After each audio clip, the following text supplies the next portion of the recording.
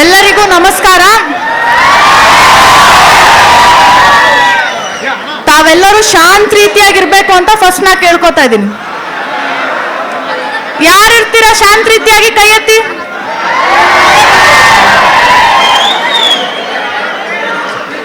ಇವಾಗ ತಾವೆಲ್ಲರೂ ಶಾಂತ ರೀತಿಯಾಗಿದ್ರೆ ಇದು ಕಾರ್ಯಕ್ರಮನೂ ಒಳ್ಳೆ ರೀತಿಯಲ್ಲಿ ಮೂಡ್ ಬರುತ್ತೆ. ಹಾಗೆ ತಾವೆಲ್ಲರೂ ಕರೆಕ್ಟ್ ಆಗಿ ಕೇಳಿಸ್ಕೊಬಹುದು. ಹೌದಾ? ಯಾರು ಇದಕ್ಕೆ ಸಪೋರ್ಟ್ ಮಾಡ್ತೀರಾ? ನನಗೆ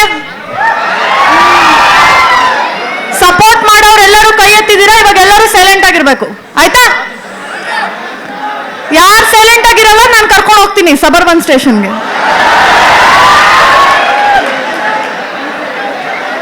ಸೊ ಈ ಕಡೆ ಹಿಂಭಾಗದಲ್ಲಿರುವಂತವ್ರು, ಸ್ಟೇಜ್ ಹಿಂಭಾಗ, ಆ ಕಡೆ ಲೆಫ್ಟ್ ಸೈಡ್ ಯಾರಿಗೆ ಸೀಟ್ ಸಿಕ್ಕಿಲ್ಲ ಯಾರು ತಲೆ ಕೆಡ್ಸ್ಕೊಂಬೇಡಿ. ಮೈಕಿನ ವ್ಯವಸ್ಥೆ ಇದೆ. ತಾವೆಲ್ಲರೂ ಸೈಲೆಂಟ್ ಆಗಿದ್ರೆ ಎಲ್ಲರಿಗೂ ಕೇಳಿಸುತ್ತೆ. ಆ ಕಡೆ ಲಾಸ್ಟ್ ರೈಟ್ ಸೈಡ್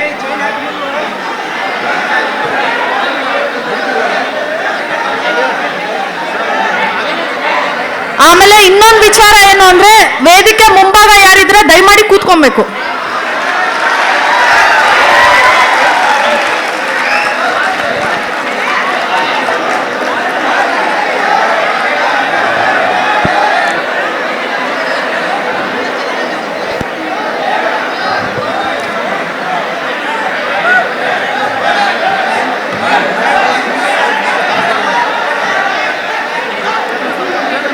ವೇದಿಕೆ ಮುಂಭಾಗ ಯಾರು ನಿಂತೀರಾ ದಯಮಾಡಿ ಕೂತ್ಕೊಳ್ಳಿ.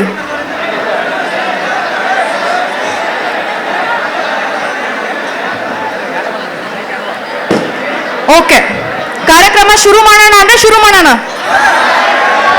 ಶುರು ಮಾಡ್ಬೇಕಾದ್ರೆ ಒಂದು ಕಂಡೀಷನ್, ಎಲ್ಲರೂ ಸೈಲೆಂಟ್ ಆಗಿರ್ಬೇಕು. ಸೈಲೆಂಟ್ ಆಗಿಲ್ಲ ಅಂದ್ರೆ ರವಿ ಸರ್ಗೂ ಬೇಜಾರಾಗುತ್ತೆ. ಸರ್ಗೆ ಬೇಜಾರು ಮಾಡೋದು ಯಾರಿಗಾರು ಉದ್ದೇಶ ಇದೆಯಾ? ಹಾಗಿದ್ರೆ ತಾವೆಲ್ಲರೂ ಸೈಲೆಂಟ್ ಆಗಿರ್ಬೇಕು. ಓಕೆ? ಸೊ ಇವತ್ತು SUPSC ಅಕಾಡೆಮಿ ವತಿಯಿಂದ ಏನು ಒಂದು ಈ ಕಾರ್ಯಕ್ರಮವನ್ನ ಹಮ್ಮಿಕೊಂಡಿದ್ದಾರೆ, ಹಾಗೆ ಪುಸ್ತಕ ಬಿಡುಗಡೆ ಮಾಡಿದ್ದಾರೆ. ಅದಕ್ಕೆ ಮಾನ್ಯ ಬೆಂಗಳೂರು ಗ್ರಾಮಾಂತರ SP ಸಾಹೇಬರು ಬಂದಿದ್ದಾರೆ. ಶ್ರೀಯುತ ರವಿ ಡಿ ಚೆನ್ನಣ್ಣವರ್ ಸಾಹೇಬರು ಬಂದಿದ್ದಾರೆ. ಅವ್ರಿಗೆಲ್ಲರೂ ನಮ್ಮ ವತಿಯಿಂದ, ನಮ್ಮೆಲ್ಲರ ವತಿಯಿಂದ ಅವ್ರಿಗೆ ನಮಸ್ಕಾರಗಳನ್ನ ಹೇಳೋಣ. ಹಾಗೇನೆ ವೇದಿಕೆ ಮೇಲೆ ಇನ್ನಿತರ ಸಾಧಕರು ಬಂದಿದ್ದಾರೆ, ಅವ್ರಿಗೂ ನಮಸ್ಕಾರಗಳನ್ನ ಹೇಳೋಣ. ಇವತ್ತು ನಾವು ಎದಕ್ ಬಂದಿದ್ದೀವಿ ಅಂತ ತಮ್ಮೆಲ್ಲರಿಗೂ ಗೊತ್ತಿದೆ, ಹೌದಾ? ಹೌದ್ ತಾನೇ? ಕೆಲವರು ಗೊತ್ತಿಲ್ಲ ಅನ್ಸುತ್ತೆ ಆ ಕಡೆ ಲಾಸ್ಟ್. ಸೊ ಇವತ್ತು ನಾವು ಈ ಒಂದು ಕಾಂಪಿಟೇಟಿವ್ ಎಕ್ಸಾಮ್ಸ್ ಸಲುವಾಗಿ ನಮ್ಮ ಮಾನ್ಯ ಶ್ರೀಯುತ SP ಸಾಹೇಬ್ರವರ ಮಾರ್ಗದರ್ಶನ, ಹಾಗೆ ಇನ್ನಿತರ ಸಾಧಕರು ಏನಿದ್ದಾರೆ ಅವ್ರ ಮಾರ್ಗದರ್ಶನ ತಿಳ್ಕೊಳ್ಳೋದಕ್ಕೆ ಬಂದಿದ್ದೀರಾ, ಹೌದಾ? ತಾವೆಲ್ಲರೂ ತಿಳ್ಕೊಬೇಕಾನೆ. ಸೈಲೆಂಟ್ ಆಗಿದ್ರೆ ಎಲ್ಲರೂ ತಿಳ್ಕೊಬಹುದು. ಸೈಲೆಂಟ್ ಆಗಿಲ್ಲ ಅಂದ್ರೆ ನಮ್ಮ ಸಬರ್ಬನ್ ಸ್ಟೇಷನ್ ಖಾಲಿ ಇರ್ತವೆ, ಅಲ್ಲೋಗೋಣ. ಸೊ ಮೊದಲನೇದಾಗಿ ನನಗೆ ಈ ಕಾರ್ಯಕ್ರಮಕ್ಕೆ ಆಹ್ವಾನಿಸಿದ್ದಕ್ಕೆ ಸಾಹೇಬ್ರಿಗೆ ಮತ್ತೆ ಈ ಒಂದು ಇನ್ಸ್ಟಿಟ್ಯೂಷನ್ಗೆ ನಾನು ಧನ್ಯವಾದಗಳನ್ನ ತಿಳಿಸ್ತಾ ಇದ್ದೀನಿ. ಯಾಕೆ ಅಂದ್ರೆ ಪೋಸ್ಟ್ ಕೋವಿಡ್ ಆದ ನಂತರ ಇದು ಅತ್ಯಂತ ದೊಡ್ಡ ಕಾರ್ಯಕ್ರಮ ಇದೆ. ಕಾಂಪಿಟೇಟಿವ್ ಎಕ್ಸಾಮ್ಸ್ಗೆ ಯಾರು ಪ್ರಿಪೇರ್ ಆಗ್ತಿದ್ದಾರೆ ಆಸ್ಪಿರೆಂಟ್ಸ್ಗೆ, ಅವ್ರದ್ದು ಇದೊಂದು ಪ್ರಮುಖ ಕಾರ್ಯಕ್ರಮ ಆಗಿದೆ. ಸೊ ಈ ಕಾರ್ಯಕ್ರಮದಲ್ಲಿ ನಾವು ಏನ್ರ ಬಗ್ಗೆ ಕಾನ್ಸಂಟ್ರೇಟ್ ಮಾಡಬೇಕು, ಹೇಗೆ ಓದಬೇಕು, ಯಾವ್ಯಾವ ಆಪರ್ಚುನಿಟೀಸ್ ಇದೆ ನಿಮಗೆ. ಯಾಕಂದ್ರೆ ತಾವೆಲ್ಲ ಇಲ್ಲಿ ಬಂದಿರೋರು ಏನಿದ್ದೀರಾ ಎಲ್ಲರದ್ದು ಡಿಗ್ರಿ ಕಂಪ್ಲೀಟ್ ಆಗಿದೆ, ಹೌದಾ? ಸೊ ಡಿಗ್ರಿ ಕಂಪ್ಲೀಟ್ ಆಗಿದೆ ಅಂದಿದ ತಕ್ಷಣ ತಮ್ದೆಲ್ಲರದು ನೆಕ್ಸ್ಟ್ ಮೇನ್ ಗುರಿ ಏನಿರುತ್ತೆ? ನಾನು PSI ಆಗಬೇಕು, ನಾನು KS ಆಗಬೇಕು, ನಾನು IAS ಆಗಬೇಕು, ಹೌದಲ್ಲ? ತಮ್ದೆಲ್ಲರದು ಈ ಒಂದು ಆಶಯಗಳಿದೆ, ಹೌದಲ್ಲ? ಸೊ ಇದ್ರ ಬಗ್ಗೆ ಒಬ್ರೊಬ್ರದ್ದು ಒಂದೊಂದು ಆಶಯ ಇರುತ್ತೆ. ಸೇ ಫಾರ್ ಎಕ್ಸಾಂಪಲ್ ಇವಾಗ ಈ ಹುಡುಗಿದು ಒಂದು PSI ಆಗ್ಬೇಕಂತಿರುತ್ತೆ, ಆ ಹುಡುಗಂದು ಒಂದು UPSC ಮಾಡ್ಬೇಕಂತಿರುತ್ತೆ. ಸೊ ನಿಮ್ಮ ಆಶಯ ಏನಿದೆ ನಿಮ್ಗೆ ಬಿಟ್ಟಿದ್ದು. ಸೊ ಅದ್ರ ಬಗ್ಗೆ ನಾನು ತಯಾರಿ ಹೇಗೆ ಮಾಡಬೇಕು ಅನ್ನೋದ್ರ ಬಗ್ಗೆ ಹೇಳ್ತೀನಿ ನಾನು. ಯಾಕಂದ್ರೆ ನಾನು ಒಂದು 7 years ಬ್ಯಾಕ್ ನಿಮ್ಮ ಥರನೇ ಸ್ಟೂಡೆಂಟ್ ಆಗಿದ್ದೆ. ಅವಾಗೂ ರವಿ ಸರ್ದು ಎಲ್ಲ ಸ್ಪೀಚಸ್ ಮತ್ತೆ ಅವರು ನಡೆದು ಬಂದ ಹಾದಿ ಪ್ರತಿಯೊಂದ್ರ ಬಗ್ಗೆ ನಾನು ಪುಸ್ತಕದಲ್ಲಿ ಮತ್ತೆ TV, YouTube ಅಲ್ಲಿ ನೋಡ್ಕೊಂಡು ಬೆಳೆದಿದ್ದೀನಿ. ಸೊ ಇವತ್ತು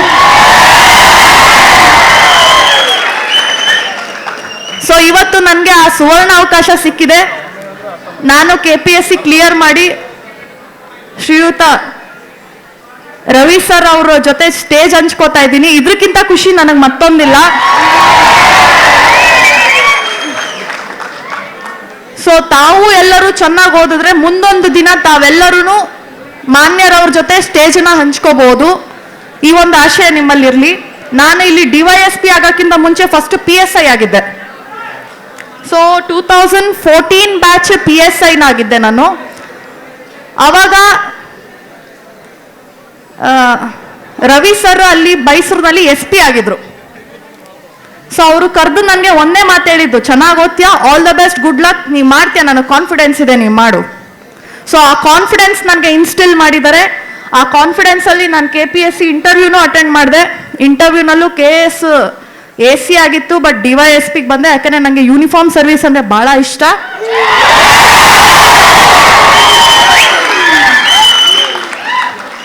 ಸೊ ಈ ಹಿರಿಯರ ಮಾರ್ಗದರ್ಶನದಲ್ಲಿ ನಾನು ಓದಿ ನಂದು ಏನು ಏಮ್ ಇತ್ತು, DYSP ಆಗಬೇಕು. DYSP ಆಗಿದ್ದೀನಿ. ಇವಾಗ ನಾನು ನಿಮ್ಮ ಮುಂದೆ ನಿಂತಿದ್ದೀನಿ. ಸೊ ನಾಳೆ ದಿವಸ ನೀವು ಏನು ಇಚ್ಛೆ ಪಟ್ಟಿದ್ದೀರಾ, ನೀವೇನು ಅನ್ಕೊಬೇಕು, ಏನು ಆಗಬೇಕು ಅಂದ್ಕೊಂಡಿದ್ದೀರಾ, ತಾವು ಆಶಿಸ್ತಾ ಅದ್ರ ನಡೆದ್ರೆ ತಾವೆಲ್ಲರೂ ತಮ್ಮ ಅಚೀವ್ಮೆಂಟ್ ಏನಿದೆ ಮುಂದುವರಿಸ್ಬೋದು. ಸೊ ಇವಾಗ ಪ್ರಿಪ್ರೇಷನ್ ಬಗ್ಗೆ ಹೇಳ್ತೀನಿ ನಾನು. ಮೊದಲನೇದಾಗಿ ನಾನು PSI ಆಗೋಕ್ಕಿಂತ ಮುಂಚೆ ನಂದು ಫಸ್ಟ್ ಎಕ್ಸಾಮೇ PSI. ಡಿಗ್ರಿ ಮುಗೀತು, ಡಿಗ್ರಿನಲ್ಲಿ 8 ಗೋಲ್ಡ್ ಮೆಡಲ್ ಬಂತು. PSIಗೆ ಬಂದೆ. ನೋಡ್ತೀನಿ ಎಲ್ಲರೂ ಆಫ್ಟರ್ 5 ಇಯರ್ಸ್ ಆದಮೇಲೆ ಫಸ್ಟ್ ಟೈಮ್ ಕಾಲ್ಫರ್ ಆಗಿದೆ. ಸೊ ನಿಮಗೆಲ್ಲ ಗೊತ್ತಿರೋ ಹಾಗೆ ಕಾಂಪಿಟೇಷನ್ ಜಾಸ್ತಿ ಇದೆ. ಸೊ ಕಾಂಪಿಟೇಷನ್ ಜಾಸ್ತಿ ಇದೆ ಅಂದರೆ ಓದೋದು ಜಾಸ್ತಿ ಆಗಬೇಕು. ಸೊ ಅವಾಗ ಅಂದ್ಕೊಂಡೆ, ಏನು ನನಗಾಗುತ್ತಾ, ನನ್ನ ಕೈಲಾಗುತ್ತಾ, ನಾನು ಇವಾಗಷ್ಟೇ ಡಿಗ್ರಿ ಮುಗಿಸಿದ್ದೀನಿ, ಎಂತೆಂಥ ಸೀನಿಯರ್ಸ್ ಎಲ್ಲ ಓದ್ತಿದ್ದಾರೆ, ಅವ್ರ ಮುಂದೆ ನಂದೇನಾಗುತ್ತೆ PSI. ಕೊನೆಗೆ ನಮ್ಮ ತಂದೆ ಹೇಳಿದ್ರು, ನೋಡಮ್ಮ, ನೀನು ಮನಸ್ಸು ಶ್ರದ್ಧೆ ಇಟ್ಕೊಂಡು ಓದು, ಪ್ರಿಪ್ರೇಷನ್ ಮಾಡು, ಹಾಗೇನೆ ಎಕ್ಸಾಮಿನೇಷನ್ ಚೆನ್ನಾಗಿ ಮಾಡು, ನೆಕ್ಸ್ಟ್ ಆಗೋದು ಬಿಡೋದು ದೇವ್ರಿಗೆ ಬಿಟ್ಟಿದ್ದು. ಹೌದಲ್ವಾ? ಪ್ರಿಪ್ರೇಷನ್ ಚೆನ್ನಾಗಿತ್ತು, ಎಲ್ಲ ಮಾಡೋದು ನಮ್ಮ ಕಡೆಯಿಂದ ಏನು ಎಫರ್ಟ್ಸ್ ಆಗಿದೆ, ಪ್ರತಿಯೊಂದು ಎಫರ್ಟ್ಸ್ ಮಾಡಿದ್ಮೇಲೆ ಆ ಎಕ್ಸಾಮ್ ಕ್ಲಿಯರ್ ಆಗೋದು ಬಿಡೋದು ದೇವ್ರಿಗೆ ಬಿಟ್ಟಿದ್ದು. ಹೌದಲ್ವಾ? ಆ ಒಂದು ಮಾತಿಟ್ಕೊಂಡು ನಾನು ನನ್ನ PSI ಎಕ್ಸಾಮಿನೇಷನ್ ಪ್ರಿಪ್ರೇಷನ್ನು 2 ತಿಂಗಳು ಮಾಡಿದೆ. ಸೊ 2 ತಿಂಗಳು ಮಾಡಿದ್ಮೇಲೆ January 11, 2015 ನಂದು ಎಕ್ಸಾಮಿನೇಷನ್ ಇತ್ತು. ಎಕ್ಸಾಮಿನೇಷನ್ ಅಟೆಂಡ್ ಮಾಡಿದೆ, ಕಾನ್ಫಿಡೆನ್ಸ್ ಇರಲಿಲ್ಲ. ತದನಂತರ February 26ನೇ ತಾರೀಕು ಇಂಟರ್ವ್ಯೂ ಇತ್ತು. ಇವಾಗ ಕ್ಯಾನ್ಸಲ್ ಆಗಿದೆ. ಸೊ ಇಂಟರ್ವ್ಯೂನಲ್ಲಿ ನಂದು ಏನಾಗುತ್ತೆ, ನಂದೇ ಫಸ್ಟ್ ಡೇ ಫಸ್ಟ್ ಪರ್ಸನ್ ನಾನೇ. ಯಾಕಂದರೆ ನನ್ನ ಹೆಸರು ಅನುಷಾ ಅಂತ A ಇಂದ ಸ್ಟಾರ್ಟ್ ಆಗುತ್ತೆ.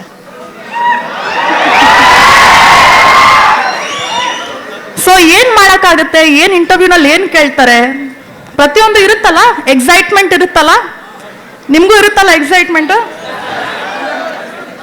ಸೊ ಇಂಟರ್ವ್ಯೂನು ಚೆನ್ನಾಗಿ ಮಾಡಿದೆ. ಇಂಟರ್ವ್ಯೂನಲ್ಲೂ ಹೈಯೆಸ್ಟ್ ಮಾರ್ಕ್ಸ್ ಬಂತು ನನಗೆ. 1 ಮಂತಲ್ಲಿ ರಿಸಲ್ಟ್ ಬಿಟ್ಟರು. ರಿಸಲ್ಟಲ್ಲೂ ಲೇಡೀಸ್ ಲಿಸ್ಟಲ್ಲಿ ಫಸ್ಟ್ ರ್ಯಾಂಕ್ ಬಂದೆ. ಆವಾಗ ನನಗೆ ಕಾನ್ಫಿಡೆನ್ಸ್ ಬಂತು.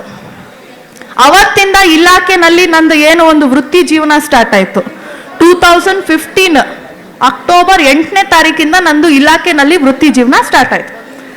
ಸೊ ಈ PSI ಎಕ್ಸಾಮ್ ಜೊತೆಗೇನೆ KS ಕಾಲ್ಫರ್ ಮಾಡಿದರು. 2015ನಲ್ಲಿ KS ಕಾಲ್ಫರ್ ಮಾಡಿದರು. ಆ ಎಕ್ಸಾಮು ಈ ಎಕ್ಸಾಮ್ 2 ಒಟ್ಟಿಗೆ ಬರೆದಿದ್ದೆ.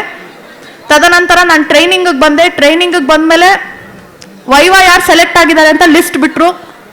ಸೊ ಆ ಲಿಸ್ಟಲ್ಲಿ ನಂದು ನಂಬರ್ ಇತ್ತು.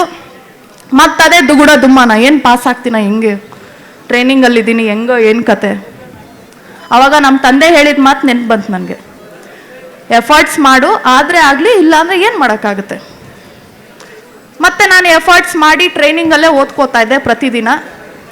ಮತ್ತು ನಾನು ಪ್ರೊಬೇಷನರಿ ಅಂತ ಮೈಸೂರು ಸಿಟಿಯಲ್ಲಿದ್ದೆ. ಆ ಸಮಯದಲ್ಲೂ ಓದ್ತಾ ಇದ್ದೆ ನಾನು. ಒಂದು ಸತಿ ಓದಿ 2017 ಮಾರ್ಚ್ 24ನೇ ತಾರೀಕು ನಂದು ಇಂಟರ್ವ್ಯೂ ಇತ್ತು. KS ಇಂಟರ್ವ್ಯೂ ಇತ್ತು. ಇಂಟರ್ವ್ಯೂಗೆ ಹೋಗ್ತೀನಿ, ಎಲ್ಲ ಘಟಾನುಘಟಿಗಳೆಲ್ಲ ಬಂದಿದ್ದಾರೆ. ಇವ್ರ ಮುಂದೆ ನಂದೇನು ಸೆಲೆಕ್ಟ್ ಆಗುತ್ತೋ ಇಲ್ವೋ ಅಂತ ದುಗುಡ ದುಮ್ಮಾನ. ಮತ್ತು ಆಮೇಲೆ ಇಂಟರ್ವ್ಯೂ ಅಟೆಂಡ್ ಮಾಡಿ ಕಾನ್ಫಿಡೆಂಟಾಗಿ ಬಂದೆ. ಇಂಟರ್ವ್ಯೂ ಚೆನ್ನಾಗಾಯಿತು. ಆ್ಯಂಡ್ ಅವ್ರು ಕೇಳಿದ್ದಕ್ಕಿಂತ ಎಲ್ಲ ಜಾಸ್ತಿ ನಾನೇ ಹೇಳ್ತಾ ಇದ್ದೆ. ಸೊ ಇಂಟರ್ವ್ಯೂ ಆಗಿ 1 ತಿಂಗಳಿಗೆ ಎಕ್ಸಾಕ್ಟ್ ಆಗಿ ರಿಸಲ್ಟ್ ಬಂತು. ರಿಸಲ್ಟ್ ಬಂದವಾಗ ನನ್ನ ಹೆಸರು ಫಸ್ಟ್ ಲಿಸ್ಟಲ್ಲಿದೆ, ಅಂದರೆ ಫಸ್ಟ್ ಇದೆ. ನನಗೆ ಆಶ್ಚರ್ಯ ಆಗೋಯ್ತು, ಅನುಷಾ ಅನ್ನೋರು ಯಾರಿದ್ದಾರೋ ಏನು ಅಂತ ಅಂದ್ಬಿಟ್ಟು ಮತ್ತೆ ಡೇಟ್ ಆಫ್ ಬರ್ತ್ ನೋಡಿದೆ, 9/2/1992 ಅಂತಿದೆ, ನಂದೇ ಹೆಸರು ಅಂತ ಕನ್ಫರ್ಮ್ ಆಗೋಯ್ತು. ಆ ಒಂದು ಸಮಯದಲ್ಲಿ ಆಗಿರೋಷ್ಟು ಖುಷಿ ನನಗೆ ಈ ಎಕ್ಸಾಮ್ ಬರೆಯೋವಾಗೂ ಅಷ್ಟು ಖುಷಿ ಆಗಿರಲಿಲ್ಲ. ಇಷ್ಟು ಕಷ್ಟ ಬಿದ್ದಿದ್ದಕ್ಕೆ ನನಗೆ DYSP ಫಸ್ಟ್ ರ್ಯಾಂಕ್ ಬಂತಲ್ಲ ಅನ್ನೋ ಖುಷಿ ನನಗೆ ಈಗಲೂ ನೆನ್ಪು ಬರುತ್ತೆ ನನಗೆ.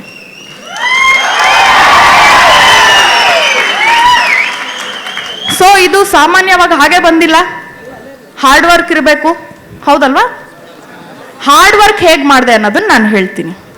ಸೊ ಕೆಲವ್ರು ಏನು ಮಾಡ್ತೀವಿ, ನಾವು ಓದು ಅಂದರೆ ಬರೇ ಓದೋದು, ಇಲ್ಲ ಅಂದರೆ ಫಿಸಿಕಲ್ ರನ್ನಿಂಗ್ ಮಾಡು ಅಂದರೆ ಬರೇ ರನ್ನಿಂಗ್ ಮಾಡೋದು, ಈ ಥರ ಮಾಡಬಾರ್ದು. ನೀವೇನು ಮಾಡಬೇಕು, ದಿನಕ್ಕೆ 24 ತಾಸಿದೆ, 24 ತಾಸನ್ನ ಜುಡಿಷಿಯಸ್ ಆಗಿ ಡಿವೈಡ್ ಮಾಡಬೇಕು. ಬೆಳಿಗ್ಗೆ ಎಷ್ಟೊತ್ತಿಗೆ ಹೇಳ್ತೀನಿ, ಸೇ ಫಾರ್ ಎಕ್ಸಾಂಪಲ್ ಈ ಹುಡುಗ ಬೆಳಿಗ್ಗೆ 4 ಗಂಟೆಗೆ ಕೆಲವ್ರು ಹೇಳ್ತಾರೆ, ಇನ್ನು ಕೆಲವರು 8 ಗಂಟೆಗೆ ಹೇಳ್ತಾರೆ, ಇನ್ನು ಕೆಲವ್ರು 10 ಗಂಟೆಗೆ ಹೇಳ್ತಾರೆ. ಸೊ ನೀವು ಎಷ್ಟೊತ್ತಿಗೆ ಹೇಳ್ತೀರಾ ಅದು ಇಂಪಾರ್ಟೆಂಟ್ ಅಲ್ಲ. ನೀವು ಎದ್ದಿದ ತಕ್ಷಣ ಫಸ್ಟ್ ಮಾಡಬೇಕಾಗಿದ್ದೇನು, ಇವತ್ತಿನ ದಿವಸ ನಾನು ಏನೇನು ಮಾಡಬೇಕು, ಹೌದಲ್ವಾ? ಇವತ್ತು ಸೋಮವಾರ, ದಿನಾಂಕ 1/3/2021. ಇವತ್ತು ನಾನು ಏನು ಮಾಡಬೇಕು ಲಿಸ್ಟ್ ಹಾಕೊಬೇಕು. 1 2 3 4 ಅಂತ ಲಿಸ್ಟ್ ಹಾಕೊಬೇಕು. ಲಿಸ್ಟ್ ಹಾಕ್ಕೊಂಡು ನೀವು ಸೇ ಫಾರ್ ಎಕ್ಸಾಂಪಲ್ ಕೆಲವ್ರಿಗೆ ಟ್ರಾನ್ಸ್ಲೇಷನ್ ಕಷ್ಟ ಇರುತ್ತೆ, ಕೆಲವ್ರಿಗೆ ಎಸ್ಸೆ ರೈಟಿಂಗ್ ಕಷ್ಟ ಇರುತ್ತೆ, ಕೆಲವ್ರಿಗೆ ಮೆಂಟಲ್ ಎಬಿಲಿಟಿ ಕಷ್ಟ ಇರುತ್ತೆ. ಯಾವುದು ಕಷ್ಟ ಇರುತ್ತೆ ಅದ್ರದ್ದು ಲಿಸ್ಟ್ ಹಾಕೊಬೇಕು. ಕೆಲವ್ರು ಹೇಳ್ತಾರೆ ನಾನು 20 ತಾಸು ಓದೆ, 15 ತಾಸು ಓದೆ. ನೀವು ಎಷ್ಟು ತಾಸು ಓದ್ತೀರೋ ಅದು ನಿಮಗೆ ಬಿಟ್ಟಿದ್ದು. ಕೆಲವರು 3 ತಾಸು ಓದ್ತಾರೆ, ಕೆಲವರು 6 ತಾಸು ಓದ್ತಾರೆ, ಡಿಪೆಂಡಿಂಗ್ ಅಪಾನ್ ಯೋರ್ IQ ಮತ್ತು ಗ್ರಾಸ್ಪಿಂಗ್ ಲೆವೆಲ್. ಹೌದಾ? ಅದು ಎಲ್ಲ ನಮ್ಮ ಮೇಲೆ ಡಿಪೆಂಡ್ ಆಗುತ್ತೆ. ಯಾಕೆ ಮುಂಗಾರು ಮಳೆ ಯಾವಾಗ ರಿಲೀಸ್ ಆಯ್ತು ಅಂತ ಎಲ್ಲರೂ ಹೇಳ್ತೀವಲ್ಲ, ಮತ್ತೆ ಓದೋದ್ರ ಬಗ್ಗೆ ಯಾಕೆ ನೆನಪಿರೋದಿಲ್ಲ ನಮಗೆ? ಇವಾಗ ಮೆಂಟಲ್ ಎಬಿಲಿಟಿದು ಯಾವ್ದಾದ್ರು ಒಂದು ಫಾರ್ಮುಲಾ ಇದೆ ಅಂದ್ರೆ ಅದು ನೆನಪಾಗೋದಿಲ್ಲ ನಮಗೆ. ಮುಂಗಾರು ಮಳೆನಲ್ಲಿ ಪೂಜಾ ಗಾಂಧಿ ಫಸ್ಟ್ ಫಿಲಮ್, ಇದು ನೆನಪಿರೋವಾಗ ಇದು ಯಾಕೆ ನೆನಪಿರೋದಿಲ್ಲ? ಇಂಟ್ರೆಸ್ಟ್ ಕೊಟ್ಟು ಓದ್ಬೇಕು. ಕರೆಕ್ಟಾಗಿ ಹೇಳಿದ್ರಿ. ಸೊ ನಾವು ಯಾವುದ್ರ ಬಗ್ಗೆ ಇಂಟ್ರೆಸ್ಟ್ ಕೊಡ್ತೀವಿ ಅದು ನಮ್ಮ short term memory, long term ಮೆಮರಿಯಲ್ಲಿ ಸೇವ್ ಆಗುತ್ತೆ. ಹೌದಾ? ಸೊ ನೀವು ಓದೋವಾಗ ಪ್ರತಿದಿನ ಏನು ಮಾಡ್ತೀರಾ, ಅಬ್ರಪ್ಟಾಗಿ ಸ್ಟಾರ್ಟ್ ಮಾಡಿಬಿಡ್ತೀರಾ. ಹಂಗೆ ಮಾಡಬಾರ್ದು. ಫಸ್ಟು ಸೈಲೆಂಟಾಗಿ ಕೂತ್ಕೊಳ್ಳಿ, 2 ನಿಮಿಷ ಡೀಪ್ ಬ್ರೀದಿಂಗ್ ಮಾಡಬೇಕು, ಅನುಲೋಮ ವಿಲೋಮ, ಡೀಪ್ ಬ್ರೀದಿಂಗ್ ಮಾಡಬೇಕು. ಆಮೇಲೆ ನಿಮ್ಗೆ ಅನ್ಸುತ್ತೆ 1 ಪಾಯಿಂಟ್ ಆಫ್ ಟೈಮ್, ಹೌದು ನಾನು ಇವಾಗ ರೆಡಿ ಇದ್ದೀನಿ ಓದೋದಕ್ಕೆ. ಆ ಟೈಮಲ್ಲಿ ನೀವೇನು ಮಾಡಬೇಕು, ಅವಾಗಿಂದ ಓದೋದಕ್ಕೆ ಸ್ಟಾರ್ಟ್ ಮಾಡಬೇಕು. ಅಬ್ರಪ್ಟಾಗಿ ಯಾವತ್ತೂ ಓದೋದಕ್ಕೆ ಸ್ಟಾರ್ಟ್ ಮಾಡಬೇಡ್ರಿ. ಕೆಲವ್ರು ಎದ್ದಿದ ತಕ್ಷಣ ಅಲ್ಲೇ ಬೆಡ್ ಮೇಲೆ ಬುಕ್ ಇಟ್ಕೊಂಡಿರ್ತಾರೆ, ಸ್ಟಾರ್ಟ್ ಮಾಡ್ಕೊಂಬಿಡು. ಹಂಗೆ ಮಾಡಬಾರ್ದು. ಎದ್ದಿದ ತಕ್ಷಣ 5 ನಿಮಿಷ ನಾರ್ಮಲ್ಸಿಗೆ ಬರಬೇಕು. ಯಾಕಂದರೆ ನಿದ್ದೆ ಮೂಡಿಂದ ನಾರ್ಮಲ್ಸಿಗೆ ಬರಬೇಕು. ನೀವು ನಿದ್ದೆ ಮೂಡಲ್ಲಿ ಏನೋದ್ರು ತಲೆಗೆ ಹೋಗೋದಿಲ್ಲ.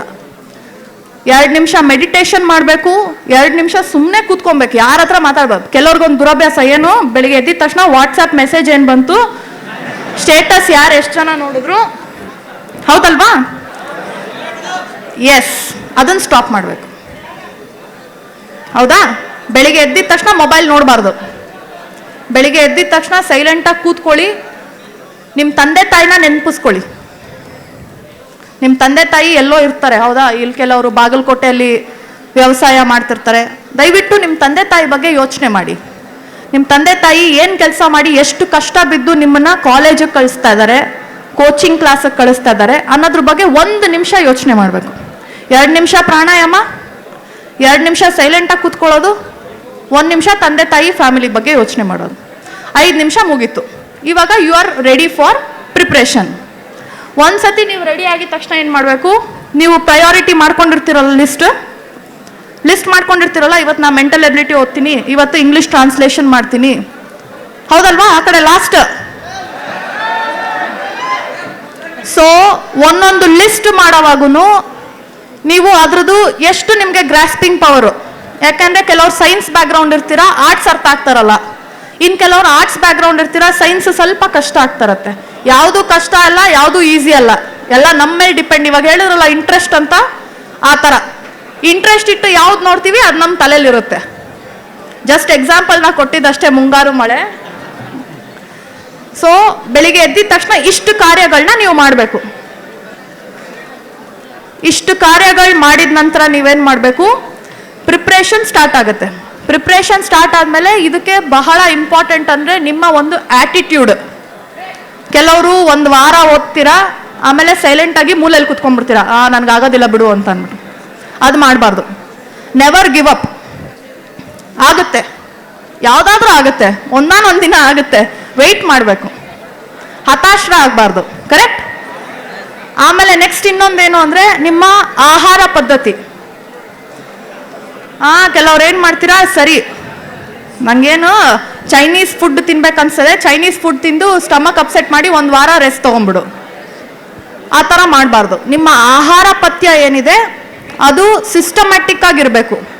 ಒಳ್ಳೆ ವಿಟಮಿನ್ಸ್, ಕಾರ್ಬೋಹೈಡ್ರೇಟ್ಸ್, ಪ್ರೋಟೀನ್ಸ್ ಎಷ್ಟೆಷ್ಟು ಬೇಕು ನಿಮ್ಮ ಅಂದರೆ ಒಬ್ಬ ಕಾಮನ್ ಮ್ಯಾನ್ಗೆ ಎಷ್ಟು ಬೇಕು ಅಡಲ್ಟ್ಗೆ ಅಷ್ಟನ್ನ ನೀವು ಕನ್ಸಂಪ್ಷನ್ ಮಾಡಬೇಕು.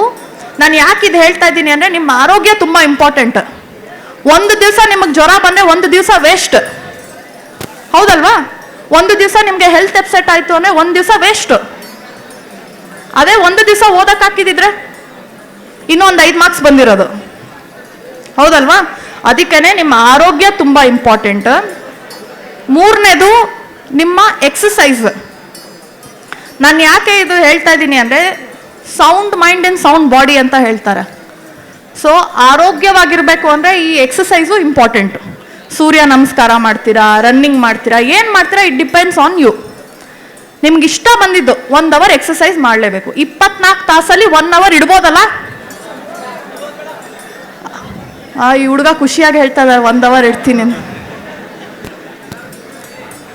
ಸೊ ಮಿನಿಮಮ್ 60 ನಿಮಿಷ ಅಷ್ಟು ನೀವು ಎಕ್ಸಸೈಸ್ ಮಾಡಬೇಕು. 24 ತಾಸಲ್ಲಿ 5 ನಿಮಿಷ ನೀವು ಬೆಳಿಗ್ಗೆ ಎದ್ದಿದ ತಕ್ಷಣ ಇಡ್ತೀರಾ, ಇನ್ನು 1 ಅವರ್ ಎಕ್ಸಸೈಸ್ಗೆ ಇಡ್ತೀರಾ, ಇನ್ನು 1 ಅವರ್ ನಿಮ್ಮ ಹಾಬೀಸ್ಗೆ ಇಟ್ಕೊಳ್ಳಿ. ಕೆಲವ್ರಿಗೆ ಏನಂದರೆ ಹಾಡು ಹೇಳೋ ಹಾಬೀಸ್ ಇರುತ್ತೆ, ಇನ್ನು ಕೆಲವ್ರಿಗೆ ಡ್ಯಾನ್ಸ್ ಮಾಡ್ತಾ ಇರ್ತಾರೆ, ಇನ್ನು ಕೆಲವ್ರು ನಾಟಕ ಮಾಡ್ತಾ ಇರ್ತಾರೆ, ಇನ್ನು ಕೆಲವರು ಚೇಡ್ಸೋದಿರುತ್ತೆ. ಸೊ ನಿಮ್ಮ ಹಾಬೀಸ್ ಏನಿದೆ, ಹಾಬೀಸ್ಗೆ 1 ಅವರ್ ಇಡಿ. ಯಾಕೆಂದರೆ ನೀವು ಓದೋ ಒಂದು ಬರೋದಲ್ಲಿ ಇವೆಲ್ಲ ಮರ್ತೋಗ್ತೀವಿ ನಾವು, ಹೌದಲ್ವಾ? ಓದೋವಾಗ ಏನನ್ಸುತ್ತೆ, 24 ತಾಸು ನಾನು ಓದ್ಬೇಕಂತ ಕೂತ್ಕೋತೀವಿ, ಬಟ್ ನಾವು ಓದೋದು ಬರೀ 5 ತಾಸು ಅಷ್ಟೇ. ಆ ಒಂದು ಸಮಯದಲ್ಲಿ ನಾವು ಮಾಡಬೇಕಾಗಿದ್ದು ಪ್ರತಿದಿನದ ಕರ್ತವ್ಯ ಪ್ರತಿಯೊಂದು ಮರ್ತೋಗ್ತೀವಿ, ಹೌದಾ? ಇನ್ನು 1 ತಾಸು ನಿಮ್ಮ ಫ್ಯಾಮಿಲಿಗೆ ಕೊಡಬೇಕು. ಯಾಕೆಂದರೆ ಫ್ಯಾಮಿಲಿ ಜೊತೆ ಏನದೊಂದು ರಿಲೇಷನ್ಶಿಪ್ ಮತ್ತು ಬಾಂಡ್ ಇರುತ್ತೆ, ಅದನ್ನು ಯಾವುದೇ ಕಾರಣಕ್ಕೂ ತ್ಯಾಗ ಮಾಡಬಾರ್ದು. ಫ್ಯಾಮಿಲಿ ಜೊತೆ ಕಂಪಲ್ಸರಿ ಮಾತಾಡ್ತಾ ಇರಬೇಕು. They are your ultimate motivator. ಆ ಕಡೆ ಲಾಸ್ಟ್, ಹೌದ್ ತಾನೆ? ಎಸ್. ಸೊ ಫ್ಯಾಮಿಲಿ ಜೊತೆ ಯಾವತ್ತೂ ನೀವು ನಾನು ವಾರಕ್ಕೊಂದ್ಸತಿ ಮಾತಾಡ್ತೀನಿ, ನಮ್ಮ ಅವ್ವನ ಹತ್ರ ವಾರಕ್ಕೊಂದ್ಸತಿ, ನಮ್ಮ ಅಪ್ಪಾಜಿ ಹತ್ರ ವಾರಕ್ಕೊಂದ್ಸತಿ, ಹಂಗೆ ಮಾಡಬಾರ್ದು. ದಿನಕ್ಕೆ ಮಾತಾಡಿ. ಯಾಕಂದರೆ ಅವರು ನಿಮ್ಮನ್ನ ಮಿಸ್ ಮಾಡ್ಕೋತಾ ಇರ್ತಾರೆ, ನೀವು ಅವ್ರನ್ನ ಮಿಸ್ ಮಾಡ್ಕೋತಾ ಇರ್ತೀರ. ಅವ್ರ ಹತ್ರ ಮಾತಾಡ್ದವಾಗೆಲ್ಲ ನಿಮ್ಗೆ ಅನ್ಸುತ್ತೆ ನಾವು ಎದಕ್ಕೆ ಇಲ್ಲಿ ಬಂದಿದ್ದೀವಿ ಅಂತ. ಸೊ ಮಿನಿಮಮ್ 3 ತಿಂಗಳು ಟೈಮಿಂಗ್ಸ್ ಇಟ್ಕೊಳ್ಳಿ ಅಪ್ಪ. 3 ತಿಂಗಳು ಅಂದರೆ 90 ಡೇಸ್. 90 ಡೇಸಲ್ಲಿ ನಾನು ಹೇಳಿದ್ದಿಷ್ಟು ಫಾರ್ಮುಲಾನು ಹಾಕ್ಕೊಂಡು ಓದಿ. ಯಾವುದು ಕಬ್ಬಿಣದ ಕಡಲೆ ಅಲ್ಲ, ಎಲ್ಲ ಪಾಸ್ ಮಾಡ್ಬೋದು. ಬರೀ ನಿಮಗೆ ಮನಸ್ಥೈರ್ಯ ಇರಬೇಕು, ನೆವರ್ ಗಿವ್ ಅಪ್ ಆಟಿಟ್ಯೂಡ್ ಇರಬೇಕು. ಆಮೇಲೆ ನಿಮ್ಗೇನಂದರೆ ಕೆಲವೊಂದು ಸತಿ ಜಿಗುಪ್ಸೆ ಬರುತ್ತೆ. ಏನಾಗುತ್ತೆ, ಕೆಲವ್ರ ಫ್ರೆಂಡ್ಸ್ ಪಾಸ್ ಆಗಿಬಿಟ್ಟಿರ್ತಾರೆ, ನೀವು ಆಗಿರೋದಿಲ್ಲ. ಹಾಂ, ಸೊ ಆ ಥರ ಪರಿಸ್ಥಿತಿ ತಂದ್ಕೊಳ್ಬೇಡಿ. ಅವ್ರು ಪಾಸ್ ಆದರು ಅಂದರೆ ಅವರು ಕಷ್ಟ ಬದ್ದಿದ್ದಾರೆ, ಅವ್ರ ಹಾರ್ಡ್ ವರ್ಕ್, ಅವ್ರ ಲಕ್. ನಿಮಗೂ ಒಂದು ಒಳ್ಳೆ ಕೆಲಸ ಕಾಯ್ತಾ ಇರುತ್ತೆ, ಹೌದಲ್ವಾ? ಕೆಲವ್ರು ಏನೋ ಆಗ್ಬೇಕು ಅನ್ಕೊಂಡಿರ್ತೀರ, ಏನೋ ಆಗಿರ್ತಾರೆ. ಇದೆಲ್ಲದಕ್ಕಿಂತ ಫಸ್ಟ್ ನಾವು ಆಗ್ಬೇಕಾಗಿರೋದು ಮನುಷ್ಯ ಆಗಬೇಕು, ಹೌದಾ? ಯಾರು ಒಪ್ಪೋದಿಲ್ಲ, ಹೌದು ತಾನೆ? ಇವಾಗ ನಾವೆಲ್ಲರೂ ನಾನು KS ಆಗಬೇಕು, ನಾ PSI ಆಗಬೇಕು ಅನ್ನೋ ಬರೋದಲ್ಲಿ ನಾವು ಮನುಷ್ಯತ್ವನೇ ಕಳ್ಕೊಂಡ್ಬಿಟ್ಟಿರ್ತೀವಿ. ನಮ್ಮಲ್ಲಿ ನಮ್ಮ ಮಧ್ಯೆನೇ ಅಸೂಯೆ ಬಂದ್ಬಿಟ್ಟಿರುತ್ತೆ, ನಮ್ಮ ಮಧ್ಯೆನೇ ಒಂದು ವೈಮನಸ್ ಬಂದಿರುತ್ತೆ, ಹೌದಾ? ಕಟ್ ಥ್ರೋಟ್ ಕಾಂಪಿಟೇಷನ್ ಬಂದಿರುತ್ತೆ. ಅಲ್ಲಿ ಮಧ್ಯದಲ್ಲಿ ಯಾರು ತಳ್ಳಾಡ್ತಿದ್ದೀರಾ ದಯವಿಟ್ಟು ಹಂಗೆ ಮಾಡಬೇಡಿ. ಹಿಂದಕ್ಕೆ ಹೋಗಿ, ಇಲ್ಲಾಂದರೆ ಅಲ್ಲೇ ಕೂತ್ಕೊಳ್ಳಿ. ಆಮೇಲೆ ಇಲ್ಲಿ ಮುಂದ್ಗಡೆ ಯಾರಿದ್ದೀರಾ ದಯವಿಟ್ಟು ಜಾಗ ಇದ್ರೆ ಕೂತ್ಕೊಳ್ಳಿ.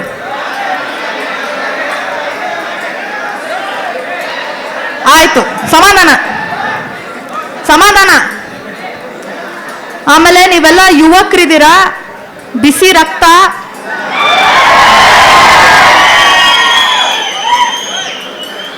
ಈ ಬಿಸಿ ರಕ್ತದ ಬರೋದಲ್ಲಿ ಕೆಲವ್ರು ಏನ್ ಮಾಡ್ತಾರೆ, ಈ ಇಲ್ಲಿಗಲ್ ಆಕ್ಟಿವಿಟೀಸ್ಗೆ ಇನ್ವಾಲ್ವ್ ಆಗ್ಬಿಡ್ತಾರೆ. ಸಪ್ತಾಪುರದಲ್ಲಿ ಹಲವಾರು ಸರಿ ನಮ್ಮ ಸ್ಟೇಷನ್ಗೆ, ಸಬರ್ಬನ್ ಸ್ಟೇಷನ್ ಕರ್ಕೊಂಡು ಬಂದಿರ್ತಾರೆ. ಅದು ಯಾರಂತ ನನಗೆ ಗೊತ್ತಿಲ್ಲ, ಇಲ್ಲಿದ್ದಾರೋ ಇಲ್ವೋ ಗೊತ್ತಿಲ್ಲ. ಸೊ ಈ ನಿಮ್ಮ ಹುಮ್ಮಸ್ಸಿನಲ್ಲಿ ಒಳ್ಳೆ ಕೆಲಸ ಮಾಡಬೇಕು. ಹೋಗಿ ಗಾಂಜಾ ಕನ್ಸ್ಯೂಮ್ ಮಾಡೋದು, ಇಲ್ಲಾಂದ್ರೆ ಡ್ರಿಂಕ್ಸ್ ಮಾಡೋದು, ಇಲ್ಲ ಹೆಣ್ಮಕ್ಳಿಗೆ ಚುಡಾಯಿಸೋದು, ಇಲ್ಲ ಇನ್ನೇನೋ ಮಾಡೋದು ಬೇಡ. ಮೊನ್ನೆ ಒಂದು ಪಿ ಜಿನಲ್ಲಿ, ಆ ಪಿ ಜಿ ಅವರು ಯಾವ ಹೆಸರು ಹೇಳೋದಿಲ್ಲ ನಾನು, ಅವರವರೇ ವೈಮನಸ್ಸಿನ ಮೊಬೈಲ್ ಕದ್ದಿದ್ದಾರೆ. ಇಂಥವು ಕೆಲಸ ಎಲ್ಲ ಆಗಬಾರ್ದು. ನೀವೆಲ್ಲರೂ ಓದೋದಕ್ಕೆ ಬಂದಿದ್ದೀರಾ, ಓದೋದು ಮಾತ್ರ ನಿಮ್ಮ ತಲೆಯಲ್ಲಿರಬೇಕು. ಬೆಳಿಗ್ಗೆ ಎದ್ದಿದ ತಕ್ಷಣ ನಾವೆಲ್ಲರೂ ಕನ್ನಡಿ ನೋಡ್ಕೋತೀವಲ್ಲ, ಕನ್ನಡಿ ನೋಡ್ಕೊಂಡಿರೋರು ಯಾರು ಇಲ್ಲ, ಹೌದಲ್ಲ? ಕನ್ನಡಿ ನೋಡ್ಕೊಂಡಿರೋರು ಯಾರು ಇದ್ದೀರಾ ಅಂದ್ರೆ ಕೈ ಎತ್ತಿ.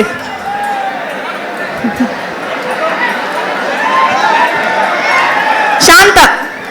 ಸೊ ಇವಾಗ ನಾವು ಬೆಳಿಗ್ಗೆ ಎದ್ದಿದ ತಕ್ಷಣ ಕನ್ನಡಿ ನೋಡ್ಕೋತೀವಿ. ಕನ್ನಡಿ ನೋಡ್ಕೊಳ್ಳೋವಾಗ ನಾವು ಬರೇ ನನ್ನ ಮುಖ ಹೀಗಿದೆ ಹೀಗಿದೆ ಅಷ್ಟೇ ನೋಡ್ಕೊಬಾರ್ದು. ನಾವು ಏನ್ ಆಗ್ಬೇಕು ಅನ್ಕೊಂಡಿದೀವಲ್ಲ ಅದನ್ನ ನೋಡ್ಕೊಬೇಕು, ಹೌದಾ? ಇವಾಗ ಕೆಲವ್ರಿಗೆ ಆಸೆ ಇರುತ್ತೆ, ಏನು ನಾ ಯೂನಿಫಾರ್ಮ್ ಹಾಕೊಬೇಕು ನಂತರ.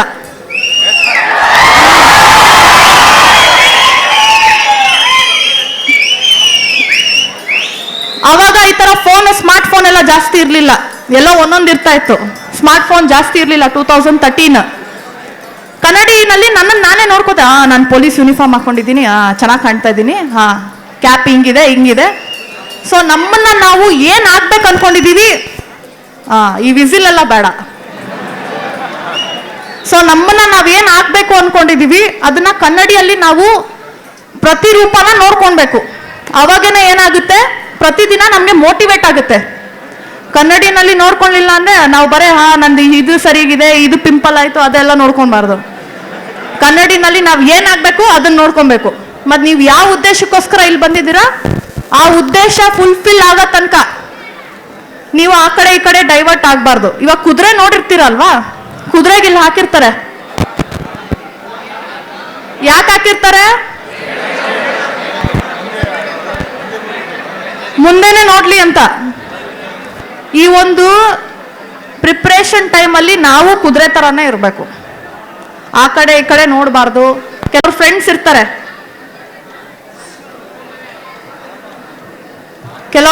ಇರ್ತಾರೆ, ಇಲ್ಲ ಯಾವುದೋ ಒಂದು ಸಂದರ್ಭದಲ್ಲಿ ಯಾವುದೋ ಒಂದು ದುಶ್ಚಟಗಳಿಗೆ ದಾಸರಾಗ್ತೀರ, ಹಂಗಾಗಬಾರ್ದು. ನಾನು ಅದಕ್ಕೋಸ್ಕರ ಇದನ್ನು ಹೇಳಿದ್ದು. ಇವಾಗ ಜಾಸ್ತಿ ಓದ್ತಾ ಯಾರೋ ಹೇಳ್ತಾರೆ ಡ್ರಿಂಕ್ಸ್ ಮಾಡು, ಗಾಂಜಾ ತಗೋ, ಆ ಥರದ್ದು ಯಾವುದಕ್ಕೂ ನೀವು ಬಲಿಪಶು ಆಗಬಾರ್ದು. ಕರೆಕ್ಟ್? ಸಪ್ತಾಪುರದಲ್ಲಿ ಯಾರಾದರೂ ಅಂಥವ್ರು ಸಿಕ್ಬಿಟ್ರಿ ಅಂದ್ರೆ ನಾನು ಸುಮ್ಮನೆ ಬಿಡೋದಿಲ್ಲ, ಡೆಫಿನೆಟ್ಲಿ ಕೇಸ್ ಹಾಕ್ತೀನಿ. ಕೇಸ್ ಹಾಕ್ರೆ ಒಂದು ಸತಿ ಕೇಸು, ಕೋರ್ಟು, ಕಚೇರಿ ಅಂತ ಬಂತು ಅಂದ್ರೆ ನಿಮ್ಮ ಪ್ರಿಪ್ರೇಷನ್ ಮತ್ತೆ ಲೈಫ್ ಸ್ಪಾಯ್ಲ್ ಆಗುತ್ತೆ. ಬೇಡ, ಹಾಗಾಗೋದು ಬೇಡ. ಯಾಕಂದ್ರೆ ನೀವೆಲ್ಲ ನಮ್ಮ ಧಾರವಾಡ ಮಂದಿ ಇದ್ದೀರಾ, ಚೆನ್ನಾಗಿ ಓದಬೇಕು, ಚೆನ್ನಾಗಿ ಕೆಲಸ ಗಿಟ್ಟಿಸ್ಕೋಬೇಕು. ನೀವೇನೋ ಒಂದು ಉದ್ದೇಶದಿಂದ ಬಂದಿರ, ಆ ಉದ್ದೇಶ ಎಲ್ಲ ಕರೆಕ್ಟ್ ಟೈಮ್ಗೆ ಸಾರ್ಥಕ ಆಗಬೇಕು. ಸುಮ್ಮನೆ ಬಂದಿಲ್ಲ ಏನೋ ಒಂದು ಅವಘಡ, ಏನೋ ಮಾಡ್ಕೊಂಡು ಯಾರ್ದೋ ಮಾತು ಕಟ್ಕೊಂಡು ಏನೋ ಮಾಡ್ಕೊಂಡು ಕೇಸ್ ಗೀಸ್ ಆಯ್ತು ಅಂದ್ರೆ ನೋಡ್ರಿ ಸರಿಗ ಇರೋದಿಲ್ಲ. ನಾನು ಇವಾಗಲೇ ಕ್ಲಿಯರ್ ಆಗಿ ಹೇಳ್ಬಿಟ್ಟಿದ್ದೀನಿ. ಎಲ್ಲರೂ ಇಲ್ಲೆಲ್ಲ ಸಪ್ತಾಪುರದವರೇ ಇದ್ದೀರಾ ಮೆಜಾರಿಟಿ.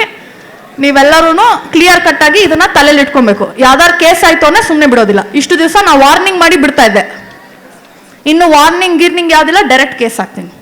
ಎಸ್ಪೆಷಲಿ ಈ ಗಾಂಜಾ, ಡ್ರಿಂಕ್ಸ್, ಆಮೇಲೆ ಇದು ಈ ಹುಡುಗಿರಿಗೆ ಚುಡಾಯಿಸೋದು, ಆ್ಯಂಡ್ ನನ್ನ ಲಿಮಿಟ್ಸಲ್ಲಿ ಈ ಥರ ಹುಡುಗಿರಿಗೆ ಚುಡಾಯಿಸೋದು ಗಿಡಾಯಿಸೋದು ಮಾಡಿದ್ರೆ ಡೆಫಿನೆಟ್ಲಿ ಗ್ರಾಚಾರ ಬಿಡಿಸ್ಬಿಡ್ತೀನಿ.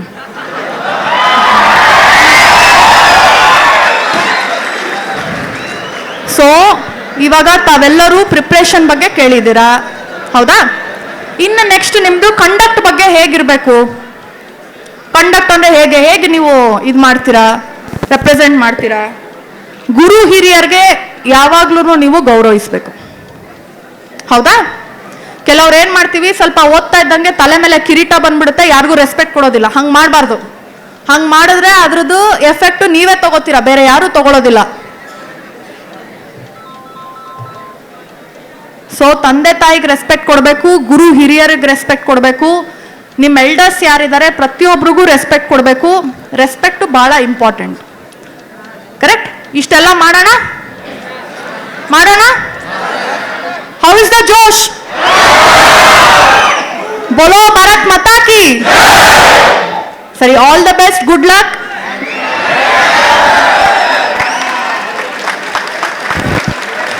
ನೆಕ್ಸ್ಟ್ ಇಯರ್ ತಾವೆಲ್ಲರೂ ಇಲ್ಲಿ ಬರೋವಾಗ ಪ್ರತಿಯೊಬ್ರು ಒಂದೊಂದು ನಿಮ್ಮ ಆಸೆ ಏನ್ ಅನ್ಕೊಂಡಿದ್ರೆ ಅದಾಗಿ ಬರ್ಬೇಕು ಅಂತ ಇವತ್ತು ಆಸೆ ಮಾಡೋಣ.